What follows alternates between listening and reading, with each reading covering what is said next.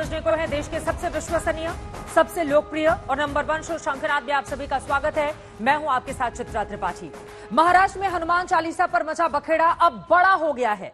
नवनीत राणा और उनके पति राजद्रोह के आरोप में सलाखों के पीछे हैं। उन्हें उम्मीद थी कि बॉम्बे हाईकोर्ट उनकी याचिका पर सुनवाई करेगी और उनके खिलाफ हुए एफआईआर को रद्द कर देगी, मगर हुआ इसके उल्टा।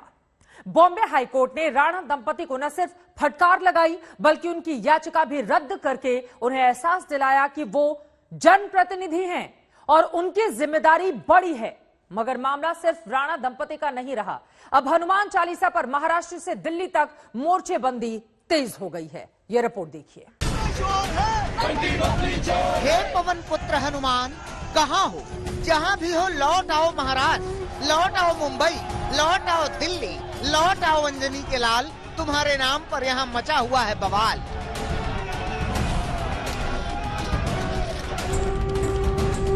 लौटो वायुपुत्र और देखो कि कैसे तुम्हारी चालीसा पढ़ने के लिए होड़ लगी है, जी तोड़ लगी है, हर मोड़ लगी है।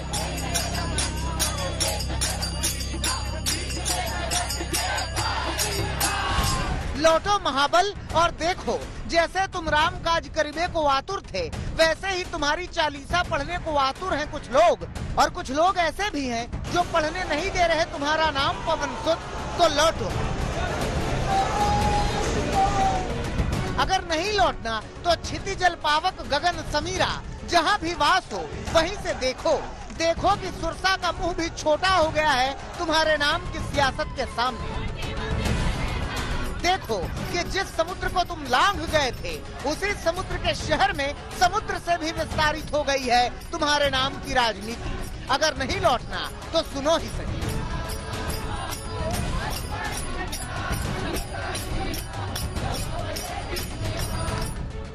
हनुमान चालीसा पर बीजेपी वाले किरीट सोमैया पर हमला हुआ था। हमला घातक था। वैसा हमला बाली ने सुग्रीव पर भी क्या किया होगा।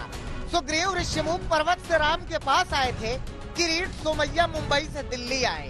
यही बताने कि बाली की तरह ही मुंबई की पुलिस शक्तिशाली हो गई है। उद्धव ठाकरे ने उन्हें वरदान दे रखा है और वो तहस नहस करने को उतारू है। विपक्षी नेता को धमकी देते हैं कि जो सांसद, विधायक, राजकीय कार्यकर्ता हमारे विरुद्ध में बोलेगा उसको जिंदा ही दफनाया जाएगा। उनके कार्यकर्ता कहते हैं उनका मनसुख हिरण यानी हत्या कर दी जाएगी। जबरदस्ती पुलिस स्टेशन में अरेस्ट करके पानी न देना, एक के बाद एक गलत सेक्शन लगाना, एक और नवनीत राणा, रवि राणा के ऊपर गलत गलत सेक्शन लगाना, दूसरी ओर मुंबई पुलिस कमिश्नर संजय पांडे स्वयं किरीट सोमैया के नाम पर फर्जी एफआईआर दर्ज करवाता है। जैसे सुग्रीव के साथ नल नील आए थे, वैसे ही किरीट के साथ 5 विधायक भी आए थे। सुग्रीव ने राम लक्ष्मण से मुलाकात की थी, किरीट ने गृह सचिव से मुलाकात की। सुग्रीव ने राम को बाली के सारे पाप गिनाए थे, किरीट ने पुलिस के सामने हुए हमले की सारी बात बताई है। सुग्रीव ने राम से कार्रवाई की याचना की थी, किरीट ने गृह सचिव से कार्रवाई की मांग की है। गृह राज्य मंत्री नित्यानंद राय जी ने हमें आश्वस्त किया है कि महाराष्ट्र में जो हो रहा है उसके संदर्भ में वो अजय कुमार भल्ला गृह सचिव के साथ में डिटेल में चर्चा करेंगे, बात करेंगे। सुनो रामेश, सुग्रीव को तो भरोसा हो गया था, मगर बीजेपी वाले इतने सही नहीं माने। फरियाद लेकर बीजेपी नेताओं का दल गृह राज्य मंत्री नित्यानंद राय से भी मिले कि इस संदर्भ में वो जल्द से जल्द रिपोर्ट मंगाएंगे। गृह सचिव को कहेंगे कि सीआईएसएफ हो, उनके डायरेक्टर हो, उनके एनएसजी कमांडो डिवीजन हो, या फिर आवश्यकता पड़ी तो गृह मंत्रालय के कोई अधिकारी महाराष्ट्र सरकार या महाराष्ट्र में जाकर स्थिति का अध्ययन कर वो जल्द से जल्द रिपोर्ट सुपुर्द करेंगे। इधर दिल्ली में उद्धव सरकार के खिलाफ मोर्चाबंदी थी तो महाराष्ट्र के हमलों का दौर जारी था। फडणवीस सीधे सामने आए। हनुमान चालीसा पाठ के बहाने उद्धव सरकार पर सवाल उठाया, सरकार को सीधी चुनौती दी। हनुमान चालीसा पाठ कर उद्धव सरकार के सामने डटे रहे। जय हनुमान ज्ञान गुरु सागर, जय कपि सत्यु लोक उजागर, रामदूत अतुलित बलधामा अंजनी पुत्र पवन सुत नामा महावीर विक्रम बजरंगी कुमति निवार सुमति के संगी कंचन बरन विराज सुबेसा कानन कुंडल कुंचित केसा हाथे ध्वज बजा विराजे कांधे मुंज जनेऊ साजे संकट सुवर्ण केसरी नंदन तेज प्रताप महाजग वंदन विद्यावान गुणी चातुर राम काज करिबे का पूर्ण मुंडन। हे हनुमंत, तुम्हारा नाम लेते हुए फडणवीस ने उद्धव पर तीखा वार किया। हनुमान चालीसा पर देशद्रोह के केस को लेकर सरकार से सवाल किया। महाराष्ट्र में जिस प्रकार से गैर जिम्मेदाराना पद्धति से पुलिस का उपयोग करते हुए विरोधी पार्टी के लोगों को जान से मारने की हरकत की गई, प्रयास किया गया, इसके बाद संवाद के लिए जगह कहां बचती है कि हम केंद्र सरकार से भी इस पे कुछ बातचीत करें। और दूसरा, क्योंकि ये सुप्रीम कोर्ट का मामला है, तो जो भी सुप्रीम कोर्ट की ऑर्डर्स है उसका फॉलो अप होना चाहिए, लेकिन ये फॉलो करते हुए किसी को भी तकलीफ ना हो, यही हमारा मानना है। लॉ एंड ऑर्डर का इश्यू ना हो, ये भी हम उस पर बात पक्की करके आ जाए। दरअसल पूरा विवाद हनुमान चालीसा पर सांसद नवनीत राणा की गिरफ्तारी से जुड़ा हुआ है। शनिवार रात जब हनुमान चालीसा के पाठ पर घमासान के बीच नवनीत राणा और उनके पति को पुलिस ने गिरफ्तार किया, तो बीजेपी नेता किरीट सोमैया उनकी मदद के लिए थाने में पहुंचे। आरोप है कि यहाँ शिवसेना कार्यकर्ताओं ने उनका घेराव किया, गाड़ी पर पथराव किया। कोई डेलीगेशन जा रहे हैं, 2-4 लोग पकड़कर, क्या हो गया महाराष्ट्र में, किसी को यहाँ थोड़ा खून आ गया है,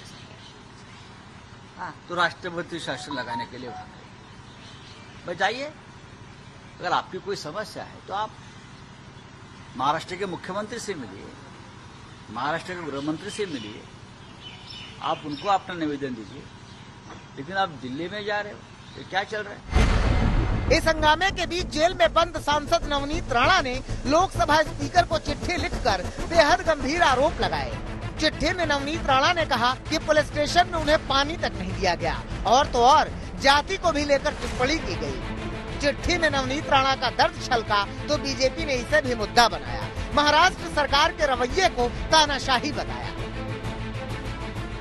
हमारा तो मानना यह है कि हिटलर शाही से संघर्ष होता है, संवाद नहीं होता, और अगर इस प्रकार की प्रवृत्ति यहां पर चलेगी तो हम भी उसका मुकाबला करेंगे। किरीट सोमैया पर हमला करने के आरोप में अब तक 16 शिव सैनिक गिरफ्तार हो चुके हैं। राणा दंपति अपनी गिरफ्तारी को लेकर कोर्ट में आवाज उठा रहे हैं, और उन सब के बीच महाराष्ट्र में सियासत गरमाई है। हनुमान चालीसा वाली लड़ाई आर पार की है। मुंबई से पंकज उपाध्याय और विद्या के साथ आज तक ब्यूरो। बजरंग बली पर छिड़ी हुई ये सियासत कहां पर जाकर खत्म होगी, इस पर रहेगी हमारी नजर। अब बात जरा उस खेमे की जिसमें खलबली मची हुई है। कहने के लिए तो आजम खान आज भी समाजवादी पार्टी के वरिष्ठ नेता हैं, मगर क्या अखिलेश यादव से उनके रिश्ते तल्ख हो चले हैं? ऐसा सवाल इसलिए उठा है क्योंकि एक दिन पहले ही समाजवादी पार्टी के नेता आजम खान से मिलने के लिए जेल पहुंचे थे, मगर आजम खान ने सेहत का हवाला देकर उनसे मिलने से कर दिया इनकार। मगर एक दिन के बाद ही आजम खान ने कांग्रेस नेता प्रमोद कृष्णम से मुलाकात कर ली। आजम खान इसके पहले शिवपाल यादव से भी मिल चुके हैं। सवाल है कि आखिर अखिलेश यादव और आजम खान के बीच क्या चल रहा है?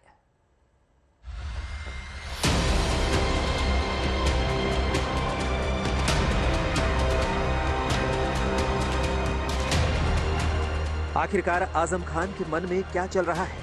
क्योंकि एक दिन पहले आजम खान अपनी ही पार्टी के नेताओं से नहीं मिले, बीमारी का हवाला दिया, बिना मिले जेल पहुंचे नेताओं को अलविदा कह दिया, और दूसरे ही दिन कांग्रेस नेता प्रमोद कृष्णन से मुलाकात की।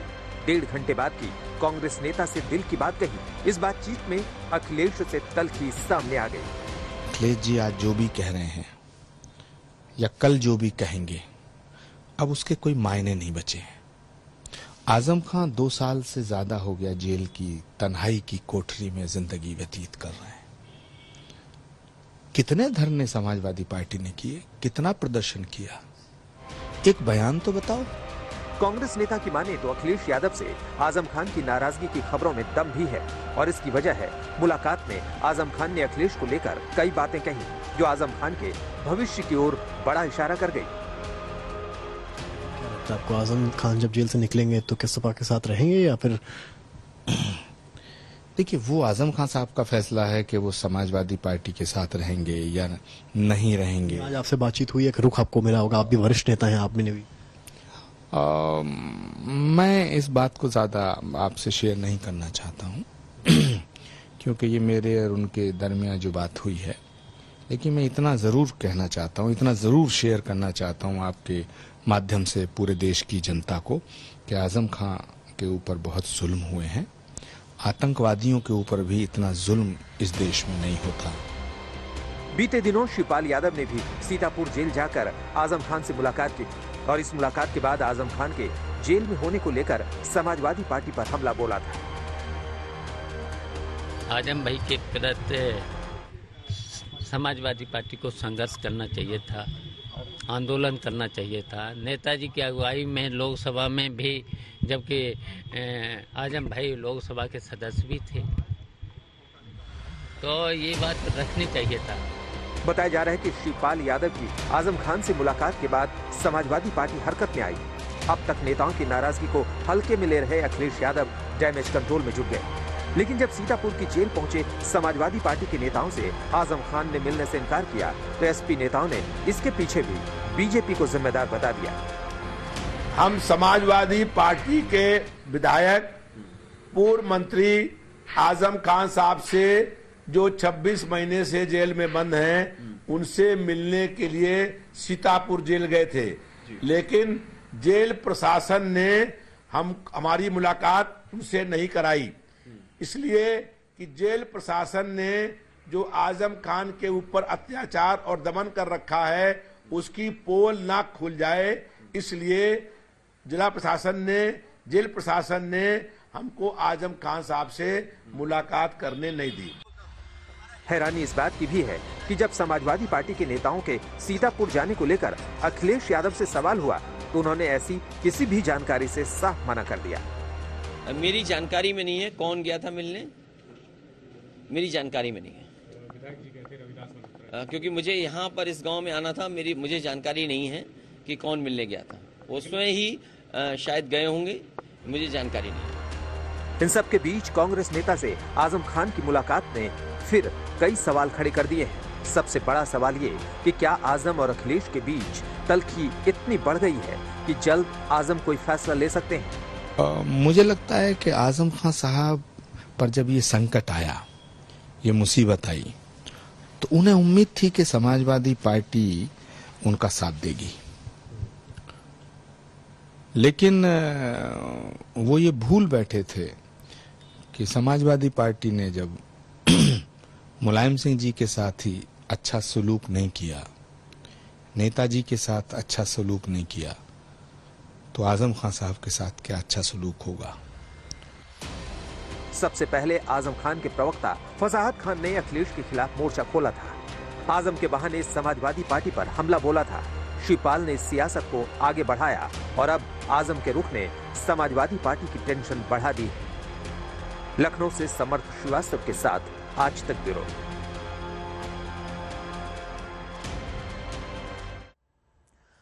यूपी के बाद बात अब राजस्थान की करेंगे। राजस्थान के अलवर में जहां 300 साल पुराना शिव मंदिर ढा दिया गया था, वहां हंगामा मचा है। यह हंगामा शिव मंदिर को लेकर नहीं बल्कि स्थानीय लोगों का है।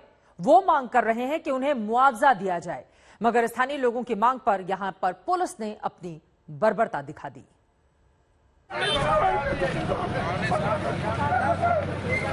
पहले इनकी दुकानों पर बुलडोजर चला और अब पीठ पर चल रही हैं पुलिस की लाठियां।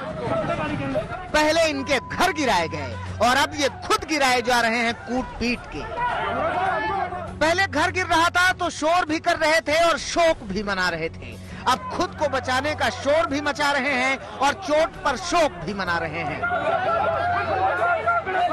ये तस्वीर वहीं की है, गहलोत सरकार वाले राजस्थान के अलवर में राजगढ़ की। वही राजगढ़ जहां बहुत सारे घरों के साथ 300 साल पुराना एक शिव मंदिर भी तोड़ा गया था। मंदिर आस्था का भी विषय है और राजनीति का भी, इसलिए मंदिर पर जोरदार तरीके से राजनीति हुई। मगर यहाँ देखिए, 1 दर्जन पुलिस वाले एक आदमी पर टूट पड़े हैं। कोई बाहें मरोड़ रहा है, कोई गर्दन झुकाकर पैर उठाकर किसी बोरे के माफिक पुलिस की गाड़ी में इस आदमी को ठूंस देना चाहता है। पुलिस वालों के लिए ये आदमी कोई सामान्य सा विरोध करने वाला आदमी न हुआ, गैंगस्टर हो गया। राजस्थान पुलिस की इस बहादुरी के चर्चे अब सोशल साइट पर आम हैं, मगर पुलिस वालों ने अपनी लठैती का सार्वजनिक प्रदर्शन किया क्यों, इसको शुरू से देखिए। इसी राजगढ़ में डीएम साहब, एसडीएम साहब और बाकी के अधिकारियों के साथ निरीक्षण करने पहुंचे थे। ये जानने पहुंचे थे कि सरकारी बुलडोजर की जद में कौन कौन आया, किसने किसका कितना अवैध निर्माण ढहाया, कितनों को बेघर बनाया। उसी वक्त कुछ धरना प्रदर्शन पर लोग बैठे हुए थे।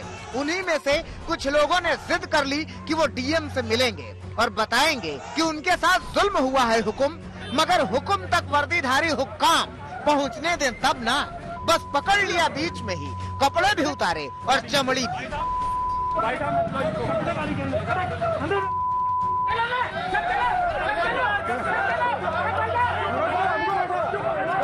ये देखिए पैंट पहन के, ये दूसरी बेल्ट है, वो बेल्ट का हुक्म भी तोड़ दिया, खेचा मेरे को जबरदस्ती। ये देखो इतने लोगों के सामने खेचताड़ की मेरी, ये इनकी प्रशासन की दादागिरी है। लोग बताते हैं कि वर्दीधारियों ने चटकती धूप में किस कदर लाठियां चटकाई। आज कलेक्टर साहब साइड देखने आए थे, जिन्होंने ये दुष्चक्र चला, एसडीएम साहब उनको गुमराह करते हुए साइड दिखा रहे थे। जो पीड़ित वर्ग है उसने अपना निवेदन प्रस्तुत करने का प्रयास किया, जिसमें जो कि नगर पालिका से खरीद शुदा जमीन पर दुकान के मालिक है देशबंधु जोशी जी, जब उनसे निवेदन करने लगे तो उन्होंने उसी 16, 17 तारीख, 18 तारीख की तरह प्रशासनिक शक्तियों का दुरुपयोग करते हुए उन्हें जबरदस्ती मारते पीटते हुए गाड़ी में डालने का प्रयास किया, उनकी पैंट और शर्टें फाड़ दी। लोग आरोप लगाते हैं कि घरों को तोड़ने का कोई आदेश नहीं हुआ था। स्थानीय प्रशासन की मनमानी ने लोगों के सरों से छतें छीन ली। इन्होंने जो स्थिति की है, आज फिर इस आंदोलन को कुचलने की तैयारी की जा रही है, इन गरीबों को कुचलने की तैयारी की जा रही है। कोई सुनने वाला नहीं है। जबकि नगर पालिका चेयरमैन साहब आज आम जनता के साथ बीच में मौजूद है, वो ये कह रहे हैं कि हमारी नगर पालिका बोर्ड ने कोई तोड़ने के इनको आदेश नहीं दिए थे, किसी प्रकार का वो नहीं किया था मंदिरों को नुकसान पहुंचाने का आदेश। उसके बाद इन्होंने हमसे गौरव पथ के नाम पर साइन करवाए और मास्टर प्लान का नाम लेकर इन्होंने पूरी जनता को तबाह कर दिया। लोग धरने पर बैठे हैं। पहले उनकी दुकान मकान टूटे, फिर प्रशासन ने उनकी एक बात भी नहीं सुनी तो उनके दिल टूटे, और अब टूट रही हैं उनकी उम्मीदें। महिलाओं को नहीं छोड़ा, इसे एसडीएम और ईओ ने और रायगढ़ पुलिस प्रशासन ने बच्चों को नहीं छोड़ा, जो सामने आए उसके इन्होंने डंडे चलाए हैं। इन्होंने किसी ये नहीं देखा कि शरीर में डंडा कहाँ पड़ रहा है। और यह आपके सामने की बात है, एक आदमी ने विरोध किया, कितनी जबरदस्ती से पूरी पुलिस ने उसको गाड़ी के अंदर बैठाया। हमारा भगवान जानता है हम इनसे कैसे लड़ रहे हैं, हमारा भगवान जानता है, ईश्वर हमारे साथ है। मैंने दोनों पुलिस प्रशासन ने और राजनीतिक पार्टी ने दोनों ने हमसे मुंह मोड़ दिया है। पुलिसिया जुल्म के खिलाफ लोग आवाज उठा रहे हैं और बता रहे हैं कि पुलिस वाले किस कदर जुल्म उठा रहे हैं। ये दादागिरी, सरकार की जो प्रशासन है वो इतना दादागिरी कर रहा है कि पब्लिक को नहीं छोड़ रहा है। कोई आदमी किसी हक के लिए लड़ रहा है तो उसको उठा के मार कूट के जीप में डाला जा रहा है। ये घोर अन्याय है। 300 साल पुराने शिव मंदिर को अलवर प्रशासन ने ढहा दिया तो राजनीति गरमाई। बीजेपी ने गहलोत सरकार पर हिंदू विरोधी होने का आरोप लगाया और गहलोत सरकार ने बीजेपी को माहौल खराब करने वाला बताया। उन आरोप प्रत्यारोप का दौर अभी थमा नहीं है, मगर स्थानीय लोग अड़े हुए हैं और धरने पर डटे हुए हैं। उनकी मांग है कि उन्हें न्याय मिले। अलवर से देवंकुर के साथ आज तक ब्यूरो।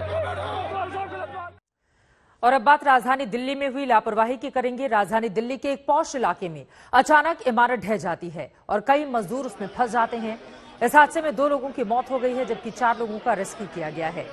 हादसा बताता है कि लापरवाहियों का सिलसिला कितना बड़ा है। रेस्क्यू की तस्वीरें आपके सामने हैं।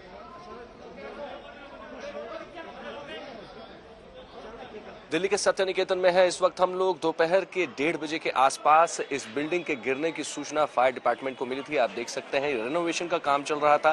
पहले से यहाँ पर जो बिल्डिंग थी उसको रेनोवेट किया जा रहा था, नए पिलर्स लगाए जा रहे थे, नए छज्जे बाहर निकाले जा रहे थे और ये पूरी की पूरी बिल्डिंग आप देख रहे हैं किस तरीके से कोलैप्स हो गई है। और अब देखिए अभी फिलहाल तुरंत ही ये एक रेस्क्यू करके एक मजदूर को निकाला गया। जो भी मजदूर थे इसमें करीब 6 की संख्या उनकी बताई जा रही है, वो पूरी तरीके से इसके अंदर दब गए थे। ये पूरा हिस्सा जो गिरा था इसके अंदर दब गए थे। एक मजदूर को अभी फिर से जो फायर डिपार्टमेंट एनडीआरएफ के लोग हैं उन्होंने रेस्क्यू करके निकाला है। गनीमत की बात ये रही है कि जितने भी लोग अंदर काम कर रहे थे वो छज्जे के नीचे ट्रैप हो गए, उनके ऊपर छज्जा नहीं गिरा। किसी भी तरीके का प्राण घातक नुकसान किसी को अभी तक पहुंचने की सूचना नहीं है। आप देख सकते हैं किस तरीके से एनडीआरएफ के जवान ये एक और रेस्क्यू करके दिल्ली फायर सर्विस के साथ ले करके जा रहे हैं। कैमरा पर्सन जिया के साथ अभिषेक आनंद, दिल्ली आज तक। और इस वक्त एक बड़ी खबर दिल्ली से सटे नोएडा से आ रही है। नोएडा में कोरोना मरीजों की संख्या में लगातार इजाफा हो रहा है। 24 घंटे में 120 नए मामले सामने आए हैं। बीमार हुए 120 मरीजों में 23 बच्चे भी शामिल हैं। नोएडा में कोरोना के कुल मरीजों की संख्या 700 के पार पहुंच गई है। अचानक से ये आंकड़े लगातार बढ़ते हुए चले जा रहे हैं। आपको बता दें स्कूल भी खुले हुए हैं। यकीनन अब माता पिता के लिए ये चिंता का सबब, क्योंकि जिस तरह से बच्चे भी संक्रमित हो रहे हैं। 120 नए मामले सामने आए हैं और इन 120 नए मामलों में 23 बच्चे भी शामिल हैं। यकीनन जिस तरह की स्थिति बनी हुई है उसके मद्देनजर बहुत ज्यादा जरूरी हो जाता है कि कोरोना से बचने के लिए जो भी एहतियाती उपाय आपको बताए जाते हैं अपनाने के लिए उसको आप जरूर अपनाएं। एक बड़ी खबर राजधानी दिल्ली से सामने आ रही है, सीधे उसका हम रुख करेंगे।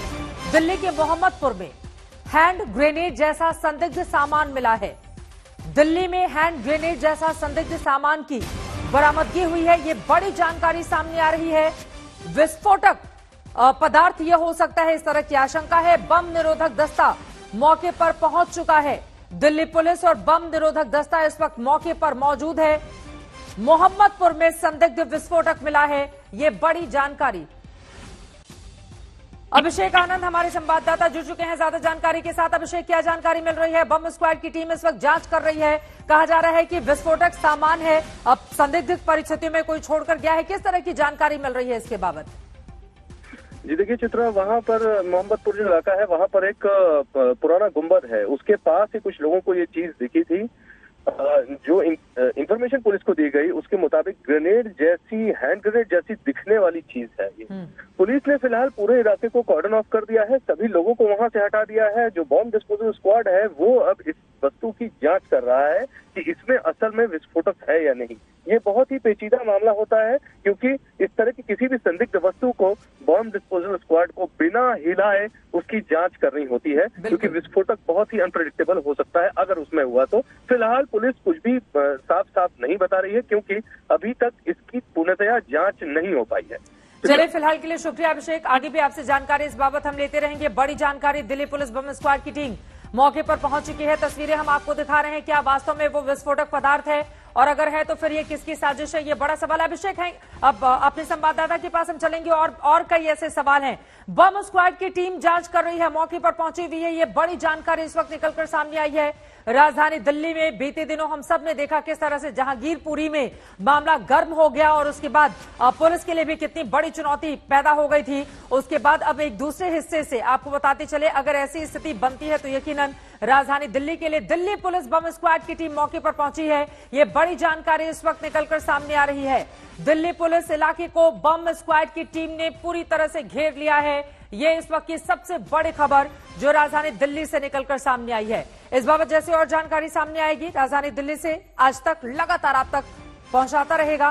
फिलहाल मामले की जांच लगातार जारी है। और अब आगे बढ़ते हुए आपको लेकर चलते हैं। उद्धव ठाकरे मुख्यमंत्री महाराष्ट्र के इस वक्त कुछ बोल रहे हैं, सुनते हैं। आपली सेवा, आपली जी काय बुद्धिमत्ता आहे, ज्ञान आहे, ती आपल्या जनतेच्या सेवेसाठी आम्हाला अशीच उपलब्ध करून देत राहा। पुन्हा एकदा सगळ्यांना मी धन्यवाद देतो, शुभेच्छा देतो। जय हिंद, जय महाराष्ट्र। अच्छा महत्वाचा मुख्यमंत्री महाराष्ट्र उद्धव ठाकरे को आप सुन रहे थे। हनुमान चालीसा को लेकर उनकी ओर से बड़ा बयान दिया गया है।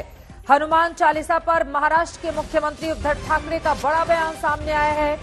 दादागिरी मत कीजिए, हनुमान चालीसा घर पर कीजिए मगर दादागिरी मत कीजिए। बाला साहेब ने सिखाया है कि दादागिरी कैसे तोड़नी है। उद्धव ठाकरे का ये अंदाज, हनुमान चालीसा पर उद्धव ठाकरे का ये बड़ा बयान सामने आया है। उनकी ओर से दो टूक कहा गया है, हनुमान चालीसा गानी है तो घर पर आकर गाएं मगर दादागिरी करके मत आइए। राणा दंपति को लेकर यकीनन उनकी ये टिप्पणी। और अब आपको दिखाते हैं अपने खास पेशकश राजद्रोह, किस तरह से सियासत महाराष्ट्र की आगे बढ़ रही है। राजद्रोह, जी हां, यही आरोप है निर्दलीय सांसद नवनीत राणा और उनके पति रवि राणा पर। दोनों जेल में हैं मगर उन्होंने हनुमान चालीसा को लेकर जो सियासत सुलगाई थी वो अब भी धधक रही है। महाराष्ट्र से दिल्ली तक हनुमान चालीसा पर गजब की मोर्चाबंदी है। राणा दंपति के साथ बीजेपी तो उतर आई है मगर बॉम्बे हाईकोर्ट की टिप्पणी ने राणा दंपति की मुश्किलें बढ़ा दी हैं। कुल मिलाकर यूं समझिए कि हनुमान चालीसा पर सियासी हंगामा महाराष्ट्र से लेकर दिल्ली तक बरपा हुआ है।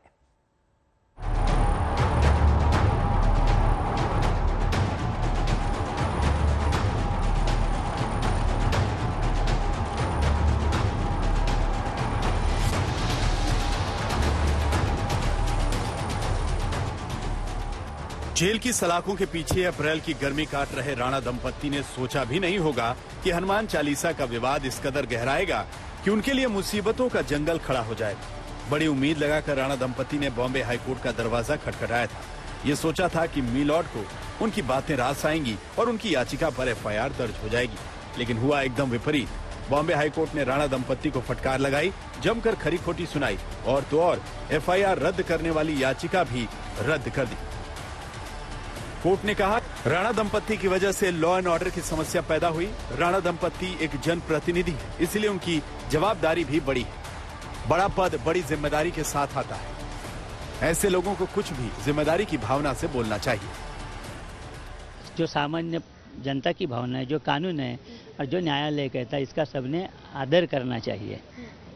हमें भी मेरा कहना ऐसा है कि ये न्यायालय ने बताने की जरूरत नहीं थी और न्यायालय को ये बताना पड़ रहा है। और न्यायालय ने जो कहा है कि great when we have great powers you have great responsibilities also, ऐसा न्यायालय को कहना पड़ा है। उधर राणा दंपत्ति के वकील ने कहा कि वो सुप्रीम कोर्ट का रुख करेंगे। The court is giving directions that 72 hours notice should be given to the petitioners, that is Navneet Kaur Rana and Ravi Kumar and Ravi Rana, in the event of police deciding any action under CR number 506 of 22. So now we will wait patiently for the police to give us the 72 hours notice. Once we get the notice under 72 hours, then we will decide what is supposed to be done. मगर राणा दंपत्ति को court से झटका लगा। उससे पहले नवनीत राणा ने Mumbai police पर जेल जाने से पहले संगीन आरोप लगाए। नवनीत राणा ने लोकसभा स्पीकर को एक चिट्ठी लिखी। चिट्ठी में लिखा, 23 अप्रैल को रात भर मुझे पुलिस स्टेशन में रखा गया। पुलिस वालों ने मांगने पर पानी तक नहीं दिया। पुलिस वालों ने जाति सूचक टिप्पणियां की। पुलिस वालों ने कहा कि जिस गिलास में वो पानी पीते हैं उसमें पानी नहीं दे सकते। पुलिस वालों ने रात भर प्यासा रखा। पुलिस कर्मियों ने उन्हें बाथरूम तक जाने नहीं दिया। पुलिस वालों ने कहा कि नीच जातियां पुलिस वालों का बाथरूम इस्तेमाल नहीं कर सकती। पुलिस वालों ने गालियां दी, बुनियादी मानवाधिकारों से वंचित रखा। निर्दलीय सांसद नवनीत राणा की इस चिट्ठी पर लोकसभा स्पीकर ओम बिरला ने संज्ञान लिया। लोकसभा सचिवालय ने नवनीत राणा के आरोपों पर महाराष्ट्र सरकार से 24 घंटे के भीतर रिपोर्ट मांगी है, मगर हाईकोर्ट के फैसले के बाद शिवसेना राणा दंपत्ति को नसीहतें दे रही है। और वो कोर्ट्स प्रूव करेंगे कि एक्सेस है या नहीं है, एक्सेस में है, इंटॉलरेंट है या नहीं टॉलरेंट है, वो कोर्ट्स डिसाइड करेंगे। पर मैं उनसे पूछना चाहूंगी कि देश के प्रधानमंत्री जो भारतीय जनता पार्टी के कद्दावर नेता रह चुके हैं, उनकी लीडरशिप में आप लोगों ने भी चुनाव जीते हैं, वो अगर महाराष्ट्र विजिट करते हैं और उस समय पे एक ऐसी लॉ एंड ऑर्डर की सामना घटना होती है जो हमारे प्राइम मिनिस्टर की सिक्योरिटी के लिए हानिकारक हो सकती है, क्या उनको ये कबूल है? तो अपनी राजनीति थोड़ा सोच समझ कर करें और ऐसे प्रॉक्सी एजेंट्स के ऊपर अपनी राजनीति ना छोड़ें। आपने ईडी, सीबीआई, आईटी सबका हवाला इस्तेमाल करके आप लोग एक्सपोज्ड हैं। अब ये प्रॉक्सी एजेंट्स को भी हम एक्सपोज करेंगे। आपको बता दें कि नवनीत राणा और उनके पति रवि राणा ने मुख्यमंत्री उद्धव ठाकरे के घर के बाहर हनुमान चालीसा पढ़ने का ऐलान किया था, जिसके बाद हंगामा मचा। शांति भंग होने के अलावा दोनों पर राजद्रोह का केस भी लगाया गया और उन्हें जेल भेज दिया गया। हमको फंसा है, हमारा फसवलेला आहे, खोटे गुन्हे दाखल केले उद्धव ठाकरेंनी।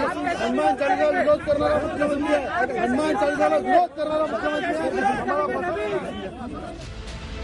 राणा दंपत्ति पर राजद्रोह का केस लगा तो बीजेपी भी नवनीत राणा के पक्ष में उतर आई। खुद फडणवीस ने कहा कि हनुमान चालीसा का पाठ राजद्रोह कैसे हो सकता। इसमें आश्चर्य की बात यह है कि राजद्रोह का, देशद्रोह का, सिडिशन का आरोप उनके ऊपर लगाया जाता है। अगर हनुमान चालीसा बोलना ये देशद्रोह होगा, ये राजद्रोह होगा, तो हम में से हर व्यक्ति ये राजद्रोह करेगा।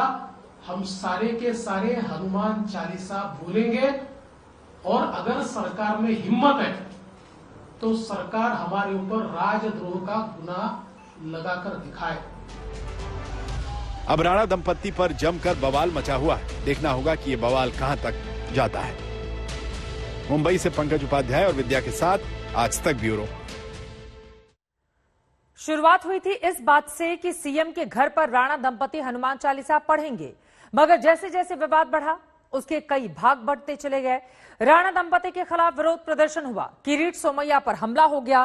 किरीट सोमैया ने दिल्ली तक उद्धव ठाकरे की सरकार के खिलाफ कार्रवाई की मांग के लिए दौड़ लगा दी। और भी बहुत कुछ हुआ, इस रिपोर्ट में देखिए।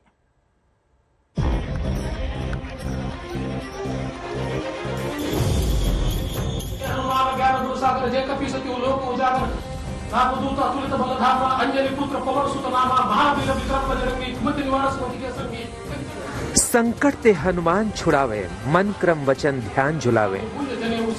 संकट सुवर्ण केसरी नंदन, तेज प्रताप महाजगवंदन। घर घर में होने वाले हनुमान चालीसा पाठ की ये पंक्तियां महाराष्ट्र के नेताओं के मन में अच्छी तरह से बैठ गई है। अब हर दल, हर नेता मन क्रम वचन से हनुमान का ध्यान कर रहे हैं। इसमें आश्चर्य की बात यह है कि राजद्रोह का, देशद्रोह का, सिडिशन का आरोप उनके ऊपर लगाया जाता है। अगर हनुमान चालीसा बोलना ये देशद्रोह होगा, ये राजद्रोह होगा, तो हम में से हर व्यक्ति ये राजद्रोह करेगा।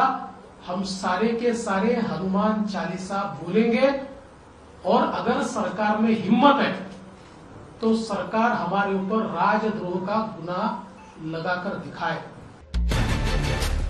हनुमान का नाम लेकर सियासी संकट का समाधान कर रहे हैं। इस लड़ाई में महाराष्ट्र की हर पार्टी तैयार है, क्योंकि सबको भरोसा है हनुमान जी करेंगे बेड़ा पार। हनुमान को संकट मोचक माना जाता है। मान्यता है कि हनुमान चालीसा के पाठ से सारे संकट मिट जाते हैं। लेकिन महाराष्ट्र की सियासत में हनुमान चालीसा को सियासी हमले का हथियार बनाया जा रहा है। हनुमान चालीसा पाठ को लेकर एक दूसरे पर तीखा वार है, जिसे लेकर महाराष्ट्र में छिड़ी जबरदस्त सियासी तकरार है। मुद्दा भले ही हनुमान चालीसा के पाठ का हो, लेकिन इसके पीछे असल जंग महाराष्ट्र की राजनीति की है, जिसमें हर कोई खुद को बड़ा हनुमान भक्त दिखाना चाहता है, अपनी पार्टी को हिंदुत्ववादी बताना चाहता है। ये जंग महाराष्ट्र की सत्ता की है, जिसके करीब आकर भी बीजेपी दूर रह गई और दूर रहकर भी गद्दी पर चढ़ने के लिए उद्धव ठाकरे ने धुर विरोधी विचारधारा वाली पार्टियों के साथ गठबंधन कर लिया। अब बीजेपी हिंदुत्व वाला सवाल उठाकर उद्धव पर वार कर रही है, तो सरकार बीजेपी के हर हमलों का जवाब दे रही है। कोई डेलीगेशन जा रहा है, 2-4 लोग पकड़कर, क्या हो गया महाराष्ट्र में? किसी को यहाँ थोड़ा खून आ गया है, तो राष्ट्रपति शासन लगाने के लिए। अगर आपकी कोई समस्या है तो आप महाराष्ट्र के मुख्यमंत्री से मिलिए, महाराष्ट्र के गृह मंत्री से मिलिए, आप उनको अपना निवेदन दीजिए। महाराष्ट्र में उद्धव ठाकरे के नेतृत्व में काम हो रहा है, तो यहाँ से भागेंगे 4-5 लोग पकड़कर, दिल्ली में उठेंगे, महाराष्ट्र को बदनाम करेंगे। यह तमाशा बना रखा है लोगों ने। सत्ता की इस भीषण जंग में हनुमान चालीसा और रामधुन सिर्फ और सिर्फ हथियार है, जिन्हें दोनों पक्ष पूरी ताकत से चला रहे हैं। और यही वजह है कि हनुमान चालीसा पर छिड़ी लड़ाई दिल्ली तक पहुंची, तो एनसीपी कार्यकर्ता ने भी धर्म वाली सियासत में अलग ही मांग रख दी। मुझे ऐसा लगता है कि हमारा देश जो महंगाई की तरफ जा रहा है, बेरोजगारी की तरफ जा रहा है, तो उसके लिए मैं पीएम आवास के बाहर क्यों नहीं पढ़ सकती हूँ। और मैं सिर्फ एक मुद्दा लेके हनुमान चालीसा लेके नहीं जा रही, दुर्गा चालीसा है, नोविनो है, सर्व धर्म का जो है वो प्रेयर करना चाहती हूँ। एनसीपी की फहमीदा हसन की ये मांग हनुमान चालीसा विवाद में बीजेपी को जवाब के तौर पर माना जा रहा है, क्योंकि सरकार की ओर से बार बार नवनीत राणा के पीछे बीजेपी का हाथ बताया जा रहा है। एक सांसद होने के नाते नवनीत राणा जी को आज महंगाई कम होने के बारे में बोलना चाहिए था, रोजगारी जो बेरोजगारी बढ़ गई है, रोजगार देने के बारे में बोलना चाहिए था, हमारे देश को कैसे हम आगे लेके जाए और जो लोगों की समस्या है, सबसे पहले तो मैं गृहिणी होने के नाते हमारे रसोई घर में जो एक दबाव पड़ा है बड़ा, वो दूर करने की हम बात करेंगे। हम देश हित में, राष्ट्र हित में बात करेंगे। नवनीत राणा ने मातोश्री पर हनुमान चालीसा के पाठ का ऐलान किया, जिस पर ऐसा हंगामा हुआ कि राणा दंपत्ति को 14 दिनों के लिए जेल जाना पड़ा। लाउड स्पीकर पर अजान और हनुमान चालीसा पर विरोधियों के हमलों के बीच महाराष्ट्र सरकार विवाद का हल निकालने की कोशिश में है। यही वजह है कि सरकार सभी दलों से बात कर माहौल शांत करने की कोशिश कर रही है, लेकिन इस बैठक पर सवाल उठ रहे हैं, क्योंकि ना तो उद्धव ठाकरे इस बैठक में पहुंचे और ना ही फडणवीस। हालांकि सरकार का साफ कहना है कि लाउड स्पीकर पर कोर्ट का फैसला मान्य होगा। दुनिया भर में गोल्ड की बिक्री में भारत टॉप देशों में शुमार है। यहां पर सोने के लिए लोगों में इतनी दीवानगी है कि वो इसे बरसों बरस संभाल कर रखते हैं और हर उत्सव के साथ इसे जोड़ा जाता है। अब एक रिपोर्ट में दिलचस्प खुलासा हुआ है कि भारत में कौन सबसे ज्यादा गोल्ड खरीदता है।